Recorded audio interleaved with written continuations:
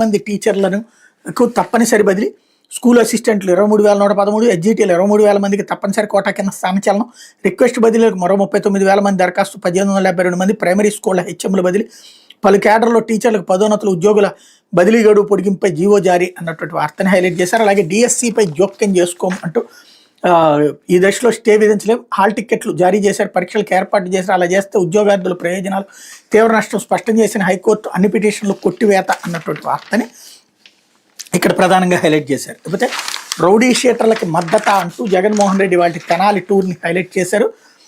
ప్రమాద బాధితులను పరామర్శించవచ్చు, రాజకీయ హత్యల ఆందోళన బాధితులైన వారిని ఓదార్చవచ్చు, కానీ వైసీపీ అధ్యక్షుడు జగన్ తీరే వేరు. పోలీసులు సవారు విసుత్తు శాంతి భద్రతలు తరచూ విఘాతం కల్పిస్తే ఏకంగా కానిస్టేబుల్ పైన హత్యాయత్నం చేసిన రౌడీ షీటర్లకు ఆయన వత్తాసు పలుకుతున్నారు. కానిస్టేబుల్ పై దాడి చేసిన కేసులో అరెస్ట్ అయిన రౌడీ షీటర్ల కుటుంబాలు పరామర్శించేందుకు మంగళవారం ఆయన తెనాల్లోని ఐతానగర్కు వస్తున్నారు. వారికి భరోసా ఇచ్చేందుకు ఆయన వస్తున్నారని వైసీపీ వర్గాలు ప్రకటించాయి. తెనాల్లో గంజాయి బ్యాచ్ రౌడీ షీటర్లను పోలీసులు ఎన్ని మార్లు మందలించిన కేసులు నమోదు చేసిన మార్పు రావడం లేదు. బెయిల్పై వచ్చి మళ్లీ అరాచకాలకు పాల్పడుతున్న ఇటీవల చిరంజీవి అనే కానిస్టేబుల్పై తిరగబడి హత్యాయత్నానికి పాల్పడ్డారు.